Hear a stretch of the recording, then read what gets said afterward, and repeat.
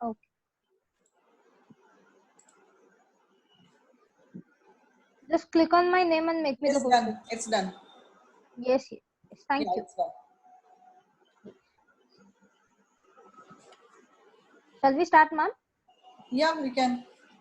Yes, yes. Then we can start. Good afternoon, everyone. Good afternoon, ma'am. Today, Dr. Sandhya Khedkar ma'am is here for us to conduct a session on spoken English at workplace. I request ma'am to carry on with the session.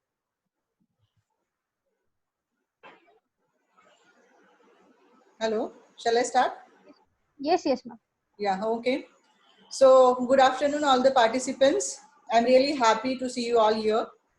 And today we will be discussing about how to speak in English. Actually, we have a lot of fear about all these things. So, let me share a few things with you. If you have any questions, queries, you can write your questions in chat box. So, I'll be able to see whatever questions you have. Or you can raise your hand, so I will unmute you and you can ask the questions. And this will be totally interactive session. In first part, I will be showing my presentation, and afterwards we will discuss whatever questions you have, or you want to ask anything, or you want to communicate with me in English, or if you really want some demonstration. So let me begin with my presentation. Let me share my screen with you. So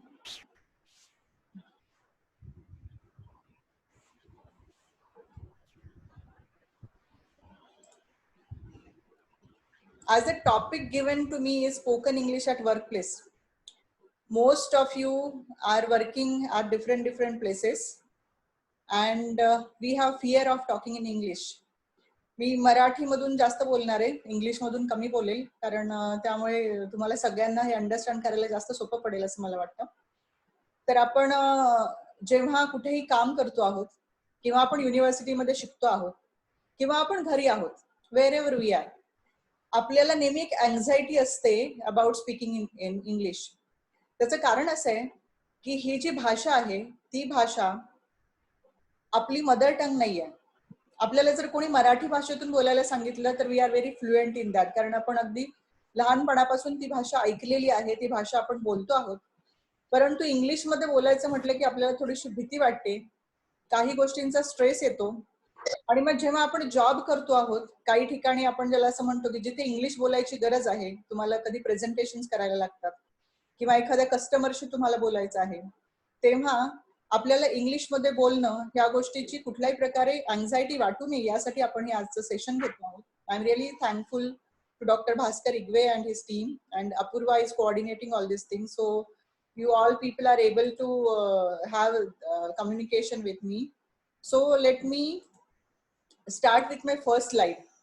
Here I have written, we being born and brought up in India, as we all speak our mother tongue. Means for example, you are from Marathi background, or you are from Telugu background, or Tamil background, whatever language is spoken in your home, that language we speak. म्हणजे मी समजा जन्मताच लहानपणापासून फक्त मराठी भाषा माझ्या कानावरती ऐकू येते, तर मला मराठी भाषेत बोलणं हे जास्त सोपं होतं. परंतु we belong to a family of native language speakers. आपल्या आजूबाजूला जे लोक आहेत ते सगळेच जर मराठीतून बोलत असतील तर आपण मराठीमध्ये कम्फर्टेबली बोलतो. परंतु जेव्हा आपण असा विचार करतोय 15-20 वर्षांपूर्वी इंग्लिश बोलणं हे तितकं जास्त महत्वाचं नव्हतं, किंवा तितकं जास्त सिग्निफिकंट नव्हतं जितकं आज आहे. कारण आपण जेव्हा असं म्हणतो वी आर कनेक्टिंग ग्लोबली, आणि ग्लोबली कनेक्ट होत असताना आपल्याला इंग्लिशमध्ये बोलता येणं ते पण फ्लुएंटली, ही खूप महत्वाची गोष्ट आहे. पण त्यासाठी काय करायला हवं त्याच्या काही टिप्स मी आज तुम्हाला देणार आहे, आणि त्यानंतर मी तुमच्याशी बोलणार पण आहे की आपण नेमकं याच्यातून कसं मोटिवेशन घेऊ शकतो, आणि आपण कोणत्या गोष्टींचा जास्तीत जास्त विचार करायला हवाय की आपल्याला इंग्लिश खूप चांगल्या पद्धतीने बोलता येईल. त्याचं कारण असं आहे की जर आपण मराठी भाषेत लहानपणापासून बोलतोय आणि अचानक इंग्लिश भाषा बोलायला आपण सुरुवात केली, तर आपल्याला त्या भाषेतली वोकॅब्लरी, त्या भाषेबद्दल असणारी भीती, आणि आपली फ्लुएन्सी नसणं, किंवा आपण त्या भाषेमध्ये स्वतःला व्यक्त करू शकत नाही. First thing is unable to express thoughts. ज्या पद्धतीने आपण मराठीमध्ये स्वतःला एक्सप्रेस करू शकतो तसं आपण इंग्लिश भाषेमधून स्वतःला एक्सप्रेस करू शकत नाही. हा एक पहिला ऍस्पेक्ट त्याच्यामध्ये येतो. दुसरा येतो fear or reputation of at stake. म्हणजे समजा मी एखाद्या ऑफिसमध्ये काम करते आहे आणि त्या ऑफिसमध्ये असं वातावरण आहे की मला तिथे इंग्लिश बोलण्याची खूप गरज आहे, तर मला एक प्रकारची भीती वाटायला लागते किंवा मला असं वाटतं की माझं रेप्युटेशन ऍट स्टेक आहे. मी इंग्लिश मला नाही आलं तर कदाचित मला भविष्यात काही अडचणींना सामोरं जायला लागू शकतं. अशा पद्धतीचा एक विचार त्यामागे असतो. तिसरं आहे लॅक ऑफ प्रिपरेशन, म्हणजे आपण ह्या गोष्टीची तयारीच करत नाही. म्हणजे जसं मी मगाशी म्हटलं की आपण जर लहानपणापासून मराठी बोलत असतो तर आपण कम्फर्टेबल आहे. पण समजा मी तुम्हाला एखाद्या अशा देशामध्ये नेलं जिथे लोकांना मराठीच कळत नाही, तिथे फक्त इंग्लिश भाषा बोलता येते, तर आपण काय करू? आपण मराठीतून नाही बोलणार. आपण असा प्रयत्न करू की आपल्याला तिथे आजूबाजूचे जे लोक आहेत ते कुणालाही मराठी कळत नाही, त्यांना फक्त इंग्लिश भाषाच कळते, तर आपण इंग्लिशमध्ये बोलण्याचा प्रयत्न करू. परंतु त्या लोकांची इंग्लिश खूप चांगली असताना सुद्धा ते लोक तुमच्यावरती हसणार नाहीत. त्याचं कारण असं आहे की at the same time they are going to understand what you are speaking. तुम्ही जे बोलत आहात ते अंडरस्टँड करण्याचा त्या लोकांचा पहिला ऑब्जेक्टिव्ह असेल. त्यामुळे जेव्हा आपण अशा एखाद्या प्रदेशात गेलो जिथे इंग्लिश शिवाय दुसरी कुठलीही भाषा त्या लोकांना कळत नाही, तर आपण इंग्लिश बोलायला सुरुवात करतो आणि आपल्याला ती इंग्लिश भाषा येते. म्हणजे इथे माझा सांगण्याचा उद्देश असा आहे की आपल्या आजूबाजूचं जे वातावरण आहे त्या वातावरणामुळे आपली प्रिपरेशन नाहीये, आणि आपल्याला जर माहितीच नसेल की याची प्रिपरेशन कशी करायची तर ती अँझायटी आपली कायम राहते.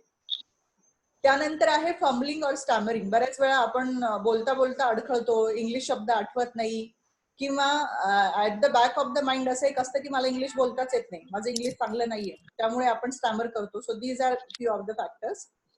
Then lack of proper guidance, आपण ज्याला आपण असं म्हणू शकतो की नेमकं कुणाला विचारायचं की इंग्लिश कसं बोलायचं किंवा मी काय केलं पाहिजे. Don't go for any English speaking classes, I tell you. कारण मी स्वतः मराठी माध्यमातून शिकली आहे. From my first standard till my master degree, माझे एमएड पर्यंतचे सगळे एक्झाम पेपर मी मराठी भाषेतून लिहिलेत. Still I can speak in English without going to any English speaking classes. म्हणजे कुठल्याही प्रकारच्या क्लासमध्ये तुम्हाला जाण्याची गरज नाहीये. फक्त तुम्हाला काही गोष्टी लक्षात घ्यायला हव्यात ज्या आपण आज डिस्कस करणार आहोत. म्हणजे कधी कधी आपल्याला असं वाटतं की माझं ग्रामर पुअर आहे, but I will tell you my friends, खूप चांगलं ग्रामॅटिकल नॉलेज याच्यासाठी गरजेचं नाहीये. तुम्हाला फक्त स्पोकन इंग्लिश आलं पाहिजे की कोणती भाषा कशी आहे आणि मला त्याच्यासाठी कोणते शब्द वापरायचे, त्याचं योग्य टोन काय आहे, त्याच्यामध्ये कोणती वोकॅबलरी असायला हवी आणि त्याचं प्रोनाऊन्सिएशन काय आहे, या गोष्टी सगळ्यात जास्त महत्वाच्या आहेत.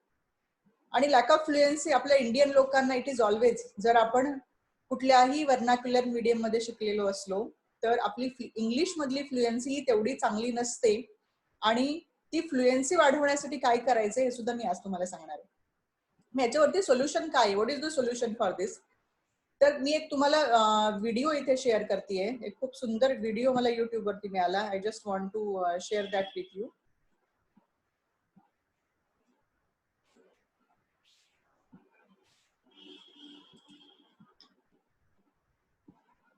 As you have chosen to watch this video, that means you can understand English. But the problem is fluency.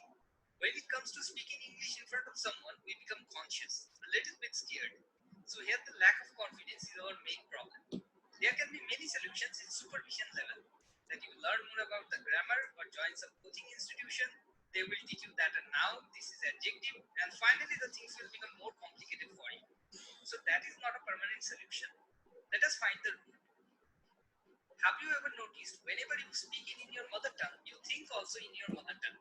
But in case of speaking English, first we think in our mother tongue, then we translate it into English, then we speak up. That is the problem. That kills the fluency. We have some words in our mother tongue associated with every action of things. We have English words also, but our habit is to think in our mother tongue. If we can change our habit to think in English, then we can easily escape the translation phase. So the main key here is our habit. Try to remember how you had learned your mother tongue.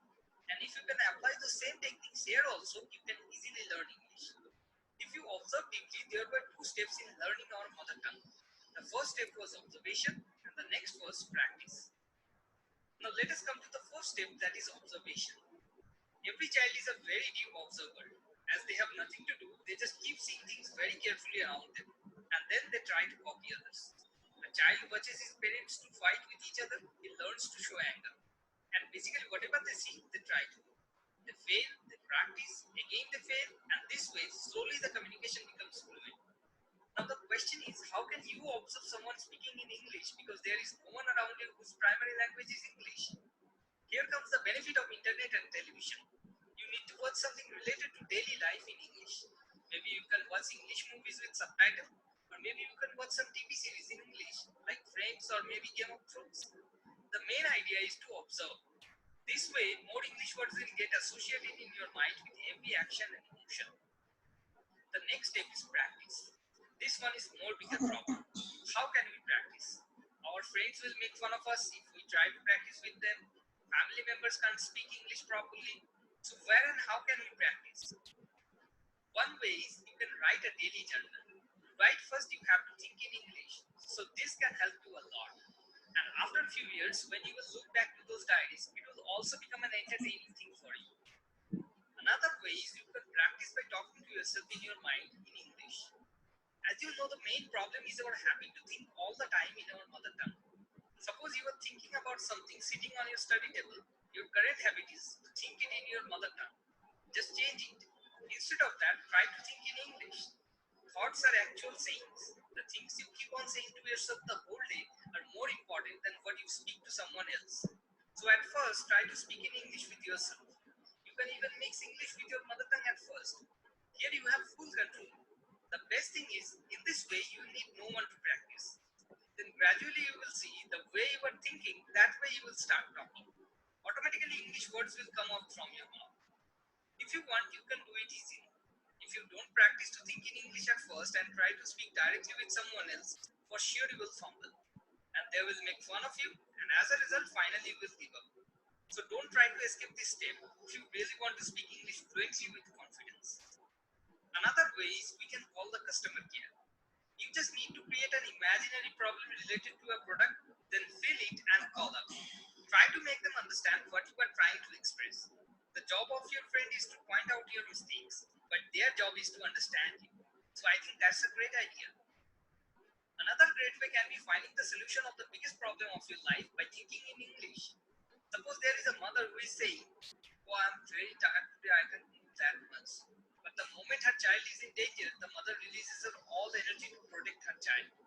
Whenever there is a problem that is huge, the mind releases its energy to find out a solution. And mind has the power to do anything and everything. So try to find out the solution of the biggest problem in your life in English. Then you will be so busy and so occupied that you will be not concerned about whether you are right or wrong. That will take care of this problem of your learning English. So you will don't need any effort. You will learn English automatically. Now let us discuss about what are the real problems in case of practicing. I think the biggest problem is the fear. Oh, they will make fun of me. You see, my English is not also that good. If you check out my earlier videos, you will find they were boost. But what does it matter? If there are some people making fun of you, they are just giving boost to their own ego. If you go and speak English with a foreigner, they will never make fun of you. Because for them, it is not important whether you are right or wrong. But it is important to them whether they are able to understand what you are trying to express. Initially, whatever we'll try to do will be wrong. Don't want to be right. This is a big trap. Even if you are wrong, nobody is going to kill you. At max, what can happen? Somebody can make fun of you. So what is happening? They are smiling. So is it a problem or is it a good thing? Of course, good thing. Whether they are laughing on your joke or whether they are laughing on you, how does it matter? They are smiling now, and I think that's the big thing. Just keep trying and trying. Remember, practice makes perfect. At last, if you find this video useful, then please share with your friends and loved ones and hit the like button below. I think now you got little idea about how to speak. कारण जेव्हा आपल्याला एखाद्या गोष्टीची anxiety आहे, ती anxiety पहिली बाजूला केली पाहिजे.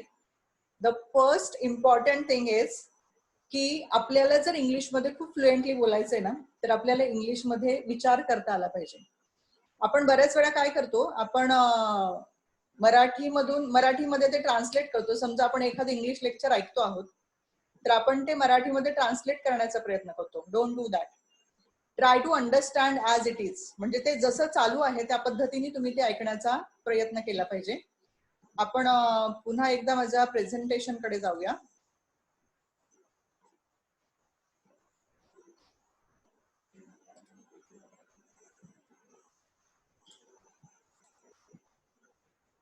सगळ्यात महत्वाचा आस्पेक्ट काय माहितीये की हाऊ टू स्पीक मध्ये स्पीकिंग लाऊडली, खूप मोठ्याने बोलायचं. म्हणजे तुमची समजा एखादी अशी मैत्रीण असेल किंवा घरामध्ये कोणी नातेवाईक आहेत ज्यांच्याशी तुम्ही इंग्लिश बोलू शकता, स्पीक लाऊडली. आणि जर समजा कुणाशीच तुम्ही बोलू शकत नाही आहे, you have some kind of shyness, तर तुम्ही आरशाच्या समोर उभं राहा आणि मोठ्या मोठ्याने बोला. आणि बघा तुम्हाला त्याच्यात किती आनंद मिळेल की तुम्हाला तुमचंच प्रोनाऊन्सिएशन कळेल. किंवा दुसरा एक ऑप्शन याच्यामध्ये खूप चांगला आहे की तुम्ही तुमचा जो आवाज आहे तो आवाज रेकॉर्ड करा की मला एखाद्या भाषेमध्ये बोलायचंय, म्हणजे मला इंग्लिश शिकायचंय, तर स्वतःचा मोठ्या आवाजामध्ये तो रेकॉर्ड करायचा आणि तो रेकॉर्ड केल्यानंतर तो ऐकायचा. आणि ऐकल्यानंतर तुमच्या असं लक्षात येईल की आपल्या काय काय नेमक्या चुका होत आहेत. म्हणजे you will come to know की what exactly you are going to do. म्हणजे सगळ्यात महत्वाचा आस्पेक्ट त्याच्यामध्ये आहे स्पीकिंग लाऊडली. त्याच्यानंतर आपण असं म्हणू शकतो की be brave in what you do. आपण जे काही करतो आहोत ते अतिशय धाडसाने करायचं, म्हणजे तिथे कुठल्याही प्रकारची भीती असता कामा नये. याच्यात पुढचा महत्वाचा आस्पेक्ट आहे writing is the best way to prepare. म्हणजे जर आपल्याला एखाद्या गोष्टीची तयारी करायची तर आपण लिहितो.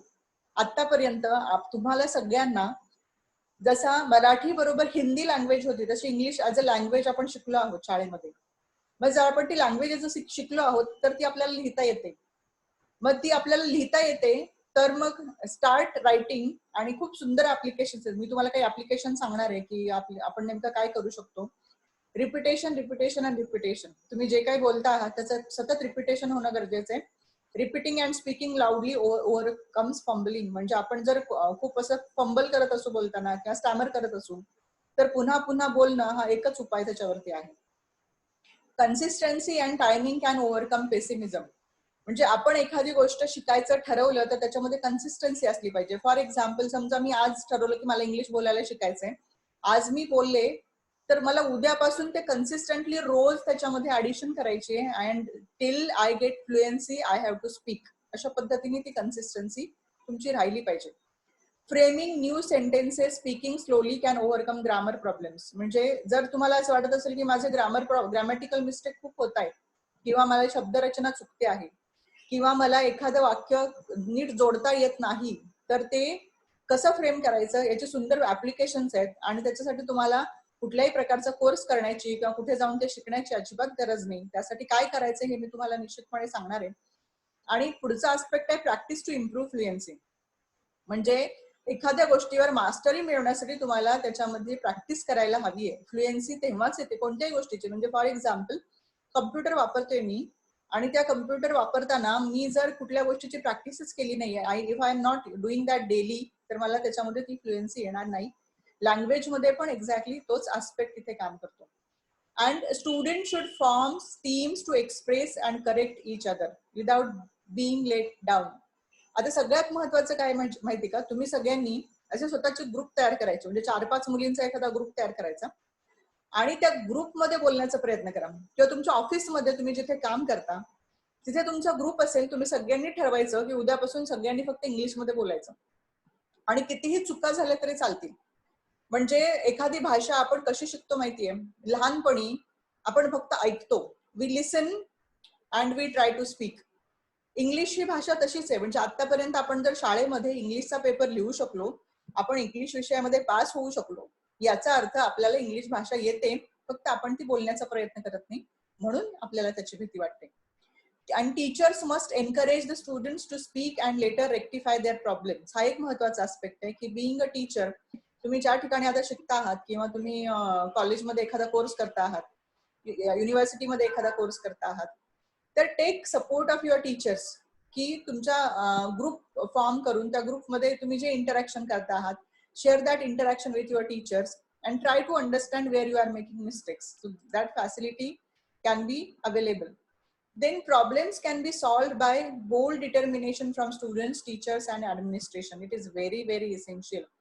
म्हणजे बऱ्याच वेळा मी असं पाहिलंय, if you are working in any school, if you are working in any office, in administrative office or in some other banks or anywhere, आपण ज्या ठिकाणी कुठे काम करतोय ना, त्या कामामध्ये त्यांचे ऍक्च्युली काही प्रोटोकॉल्स असतात, ज्याला आपण असं म्हणू शकतो की फॉर एक्झाम्पल समजा मी एखाद्या ऑफिसमध्ये काम करते आणि त्या ऑफिसचा रूल असा आहे की फक्त इंग्लिशच तुम्ही बोलू शकता, आणि तो करायला काहीच हरकत नाही.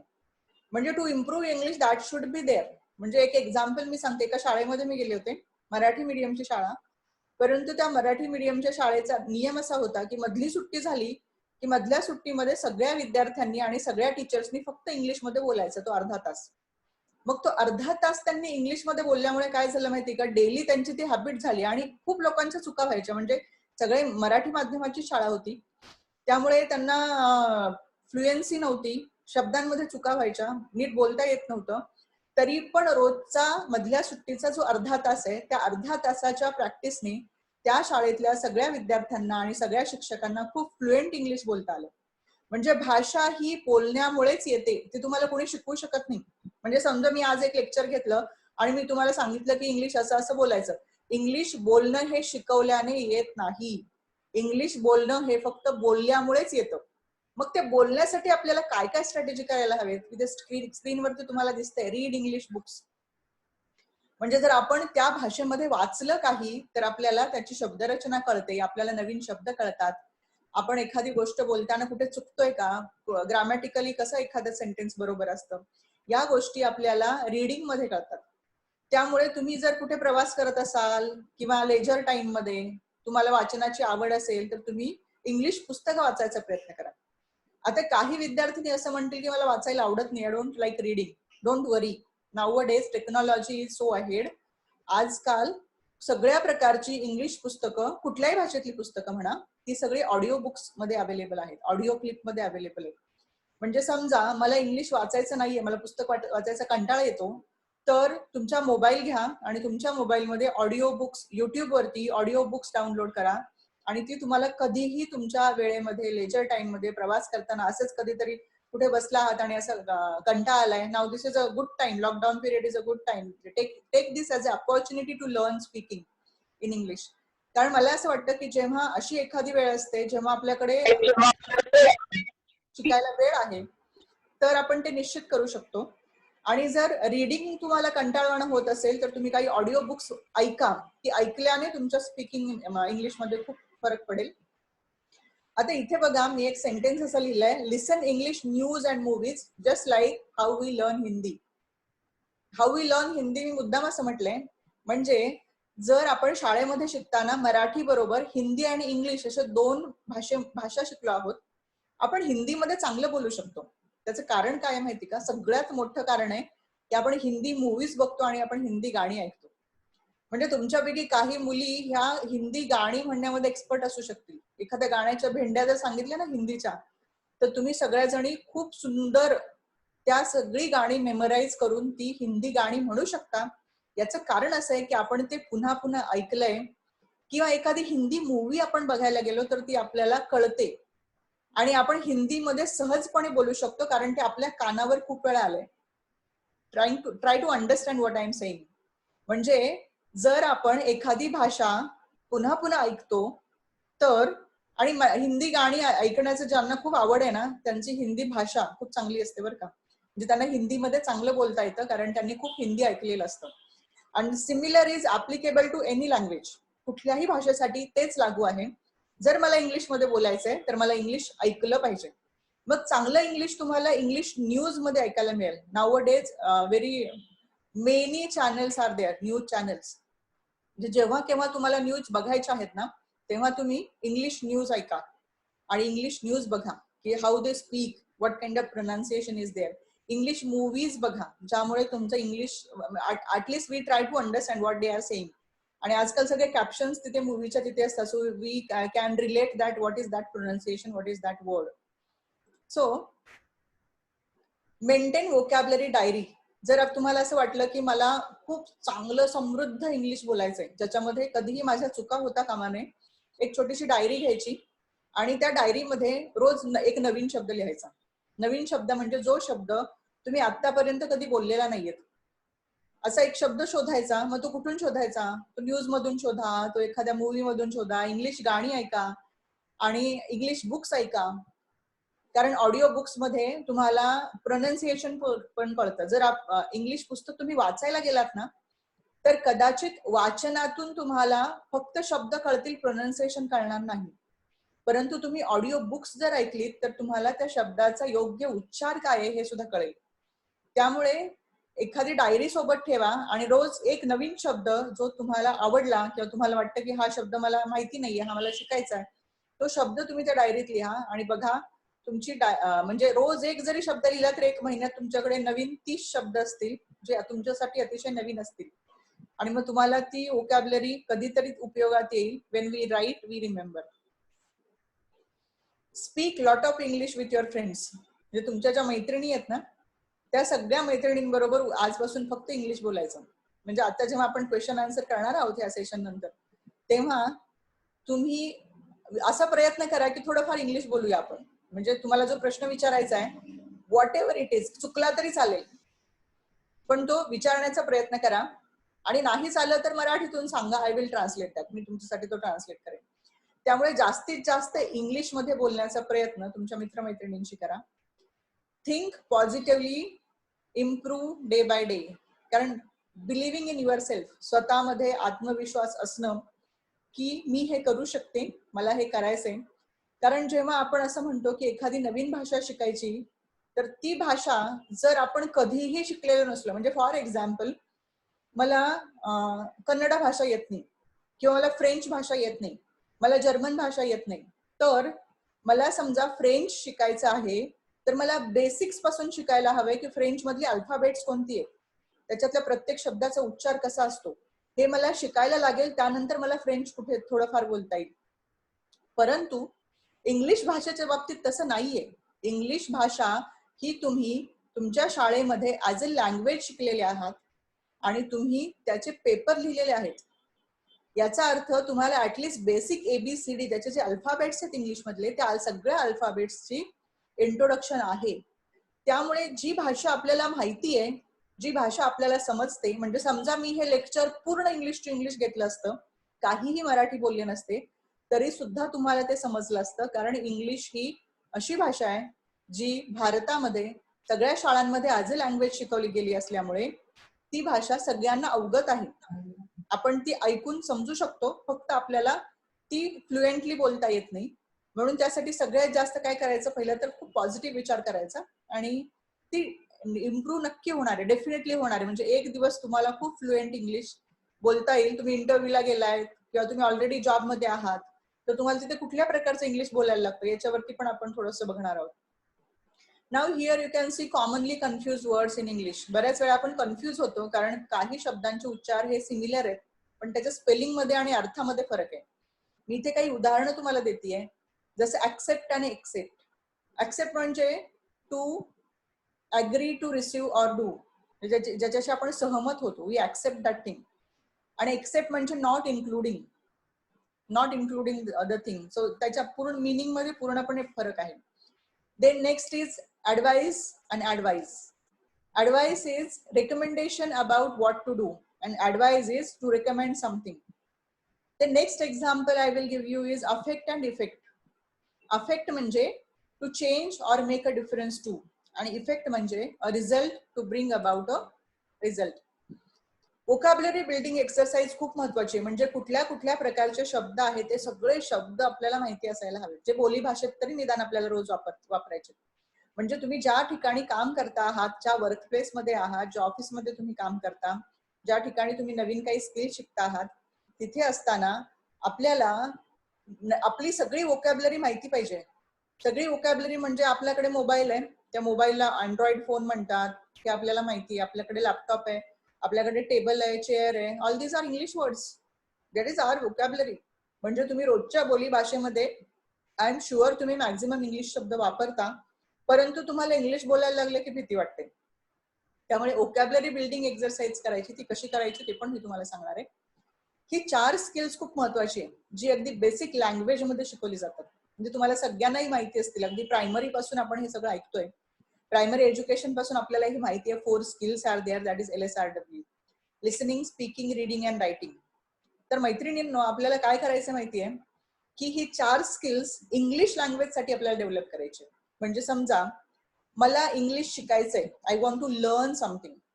So learning is how learning will happen by listening. मी इथे लर्निंग मुद्दाम लिहिलंय. त्याचं कारण असं आहे की एलचा जेव्हा आपण स्किल ऍज ए विचार करतो ना, त्याचा खरा अर्थ आहे लिसनिंग, पण मी इथे मुद्दाम लर्निंग लिहिलंय कारण की listening leads to learning and we learn with the help of listening only, because language is spoken when we listen that language. Speaking हा तर महत्वाचाच भाग आहे. स्पीकिंग ही फक्त प्रॅक्टिसनी येते. R is reading, so you have to read that language, or you can again listen to that language. And writing, whatever new things you find out, try to write that. इथे काही mobile apps मी तुम्हाला सांगणार आहे जी तुमच्या English speaking साठी तुम्हाला खूप महत्वाची आहेत आणि तुम्हाला खूप हेल्पफुल होतील. म्हणजे बऱ्याच वेळा काही विद्यार्थिनी असं विचारतात की आम्हाला इंग्लिश शिकायचंय, तर मॅडम मी एखादा इंग्लिश स्पीकिंग कोर्स जॉईन करू का? So I always say no. कारण काय होतं माहितीये का, इंग्लिश स्पीकिंग कोर्समध्ये तुम्हाला तिथे गेल्यानंतर खूप सारे सेंटेन्स स्ट्रक्चर, ग्रामर आणि इतक्या गोष्टी शिकवल्या जातात की आपण कन्फ्युज होतो नेमकं कसं बोलायचंय. त्यापेक्षा तुम्हाला अशी काही ऍप्लिकेशन जी फ्रीली अवेलेबल आहेत, जी तुमच्या मोबाईलवरती पण तुम्ही वापरू शकता. आजकाल सगळ्यांकडे अँड्रॉइड फोन आहे. तुम्ही तुमचा मोबाईल घ्या, मोबाईलमध्ये प्ले स्टोअर मध्ये जाऊन याच्यातलं कुठलंही एक ऍप्लिकेशन तुम्ही डाउनलोड करा. म्हणजे काही एक्झाम्पल मी दिली आहे, त्याच्यापेक्षा खूप असंख्य अशी इंग्लिश स्पीकिंग मोबाईल ऍप्स तुम्हाला युट्यूब वरती मिळतील. Just go in the play store. Play store मध्ये जाऊन तुम्ही डिओलिंगो किंवा hello English, English talk, spoken English, learn to speak English, open talk, English speaking practice, Eng Varta, अशा प्रकारची काही ऍप्स आहेत जी ऍप्स तुम्हाला इंग्लिश बोलण्यासाठी मदत करतात. म्हणजे समजा ओपन टॉक सारखं एक ऍप्लिकेशन आहे जिथे तुम्हाला एक मेंटर मिळतो किंवा ती व्यक्ती फ्रीली तुम्हाला सर्व्हिस देते, किंवा तुमच्या एखाद्या मैत्रिणीला, तुमच्या एखाद्या टीचरला खूप चांगले इंग्लिश बोलता येत असेल तर तुम्ही त्यांच्याशी कम्युनिकेट करू शकता आणि तुम्ही तुमचे सेंटेन्स स्ट्रक्चर बरोबर आहेत का ते समोरच्या व्यक्तीला विचारू शकता. आणि ही सगळी ऍप्लिकेशन तुम्हाला इंग्लिश कसं बोलायचं याचं पूर्ण प्रशिक्षण देतात आणि तुम्हाला इंग्लिश खूप फ्लुएंटली बोलता येईपर्यंत हे तुम्हाला मदत करतात. And this is available for free. तुम्हाला यासाठी कोणत्याही प्रकारचा पैसे खर्च करण्याची गरज नाहीये. आजकाल मोबाईलवरती इंग्लिश स्पीकिंगची खूप सुंदर टूल्स अवेलेबल. म्हणजे याच्या मी जी लिस्ट दिली आहे ही काही फॉर एक्झाम्पल दिली आहे, पण जर तुम्हाला अजून काही माहिती करून घ्यायची असेल तर गो ऑन युट्यूब आणि युट्यूबला जाऊन इंग्लिश स्पीकिंग टूल्स असं तुम्ही टाईप करा आणि तुम्हाला खूप सारे टूल्स मिळतील जे तुम्ही मोबाईलमध्ये किंवा तुमच्या लॅपटॉपमध्ये, कम्प्युटरमध्ये सुद्धा सहजपणे डाउनलोड करून घेऊ शकता, की तुम्ही रोजच्या रोज ऐकू शकता आणि तुम्ही त्याचा खूप चांगल्या पद्धतीने वापर करू शकता. The take home message is think in English, write in English, speak in English. For English is an international language which is essential for every man in some form or the other in our daily life. प्रत्येक व्यक्तीसाठी, प्रत्येक human being साठी आजकाल English शिकणं ही काळाची गरज झाली आहे. Because we are connected with globe. आपण पूर्ण जग एक कुटुंब असं आपण असं जेव्हा म्हणतो तेव्हा इंग्लिश ही अशी भाषा आहे जी पूर्ण जगभरामध्ये बोलली जाते आणि आपल्या वर्क प्लेस मध्ये तर ती आपल्याला आलीच पाहिजे. आपण ज्या ठिकाणी काम करतो तिथे जर आपण इंग्लिशमध्ये बोलू शकू, आपण एखादं प्रेझेंटेशन दिलं, आपण एखादा प्रोजेक्ट वर्क करतो, त्या प्रोजेक्ट बद्दल काही माहिती जर आपण इंग्लिशमध्ये देऊ शकलो तर आपल्याला खूप चांगल्या पद्धतीने त्याचा फीडबॅक मिळेल and you will get more confidence. आपण जेव्हा इंग्लिश बोलायला सुरुवात करतो ना, आपली कॉन्फिडन्स लेवल वाढते आणि ती आपल्याला खूप मदत करते टू इम्प्रूव्ह. हे काही रेफरन्सेस आहेत माझे. अजून एक तुम्हाला हे सांगते, आजचं जे सेशन इथे चालू आहे ना, या सेशनचा पूर्णपणे रेकॉर्डिंग माझ्या युट्यूब चॅनलवरती मी अपलोड करणार आहे आणि तुम्ही जर काही प्रश्न विचारले तर तुम्ही पण त्या युट्यूब चॅनलवरती दिसणार आहात आणि this will be saved for lifetime. म्हणजे तुम्ही नंतर पण घरी जाऊन परत तुम्हाला कधी असं वाटलं की मला हे पुन्हा ऐकायचंय की काय काय आपण चर्चा केली होती किंवा आपण काय शिकलो आहोत, तर तुम्ही युट्यूब वरती जा. युट्यूब वरती गेल्यानंतर संध्या खेडेकर किंवा डॉक्टर संध्या खेडेकर असं तुम्ही टाईप करा. असं टाईप केल्यानंतर तुम्हाला माझं युट्यूब चॅनल दिसेल आणि त्या युट्यूब चॅनलवरती आजचा हा व्हिडिओ तर मी अपलोड करेनच आज संध्याकाळी, परंतु तुम्ही विचारलेली प्रश्न उत्तरं पण त्याच्यावरती असतील. तुमच्या विद्यापीठाचं नाव असेल आणि तुमच्या डिपार्टमेंटचं नाव असेल, जेणेकरून तुम्ही इतरांना सांगू शकाल की मी ह्या प्रकारचं प्रश्न विचारला किंवा मी युट्यूब वरती आहे, so that will be proud feeling for you. आणि स्पोकन इंग्लिश साठी अजूनही काही व्हिडिओ मी इथे अपलोड करणार आहे. म्हणजे कुठल्याही प्रकारची अँझायटी, मुळात तर मराठी बोलणारे जे विद्यार्थिनी आहेत किंवा जे मराठी ज्यांची मातृभाषा आहे आपण असं म्हणतो, की त्यांना इंग्लिश फ्लुएन्सी वाढवण्यासाठी नेमकं काय करायला पाहिजे, अशा पद्धतीचे काही व्हिडिओ मी सातत्याने याच्यावरती टाकणार आहे. टीचिंग लर्निंग वरचे आहेत, लाईफ स्किल वरचे आहेत, सॉफ्ट स्किल्स वरचे आहेत. तर माझ्या चॅनलला तुम्ही अवश्य भेट द्या. आजचा व्हिडिओ तुम्हाला त्याच्यावरती बघायला मिळेल आणि तो चॅनल तुम्ही सबस्क्राईब करा. सबस्क्राईब केल्यानंतर तुम्हाला अजूनही नवीन नवीन जे काही व्हिडिओ मी नेहमी टाकेल ते तुम्हाला पाहायला मिळतील. So I M my presentation ends here. पण आपल्याला पुढे चर्चा करायची आहे काही गोष्टींची. काही प्रश्न तुम्ही मला विचारणार आहात, मी पण तुम्हाला विचारणार आहे. So I am really thankful to doctor Bhaskar Igave and his team, department of lifelong learning and extension and sub centre Pune and SNDT TMF Smart Center. I'm thankful to Apurva also for coordinating this session. So Apurva, over to you. If any queries are there, if any questions are there, let me know. Yes, thank you so much, ma'am. It was a great presentation.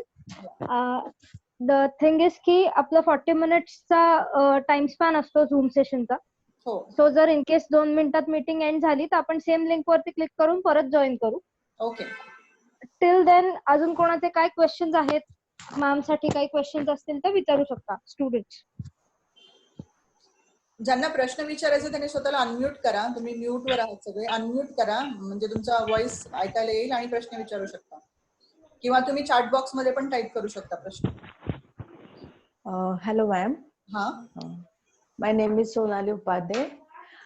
I just want to ask you, hello? Yeah. You explained that you think in English, okay? So can you explain some examples? How can we think in English? Because lot of the times now I'm very much confused. I'm translating in English. Yes. Means, can I speak Marathi? Yes. Sorry. Yes. मी म्हणजे मी बऱ्याचदा असं try करते की यार English मध्ये think करायचंय, English मध्ये think करायचं, नेमकं काय करायचंय. ओके. ते मला त्याचं उत्तर मला नाही सापडत ऍक्च्युली. सोनाली, खूप चांगला प्रश्न विचारलाय. सगळ्यात महत्वाचं काय माहिती का, आपण जेव्हा मराठी बोलतो की नाही खूप फ्लुएंटली, आपण मराठीतून बोलतो म्हणजे आपण मराठीतून विचार करतो. त्याचं मुख्य कारण काय आहे की आपल्याकडे मराठीचे सगळे शब्द आपल्याला माहिती आहेत, पण इंग्लिश मधले बरेच शब्द आपल्याला माहिती नाहीत किंवा आपल्याला ते आठवत नाहीत की इथे नेमका कोणता शब्द वापरायचा आहे. हा जो प्रॉब्लेम निर्माण होतो ना, त्यासाठी मी एक वोकॅब्युलरीचा गोष्ट सांगितली होती. म्हणजे डायरी मेंटेन करायची आणि खूप सारे शब्द लिहून काढायचे त्याच्यामध्ये. त्यांनी काय होतं माहितीये, जर मला इंग्लिश बोलायचं तर मी आधी काय करते, समजा मला उत्तर द्यायचंय की आय वर्क ऍट कॉलेज, म्हणजे मी एका कॉलेजमध्ये काम करते, असं मी पहिल्यांदा स्वतःला म्हणते की मी एका कॉलेजमध्ये काम करते आणि मग मी ते मराठी इंटू इंग्लिश असं ट्रान्सलेट करते.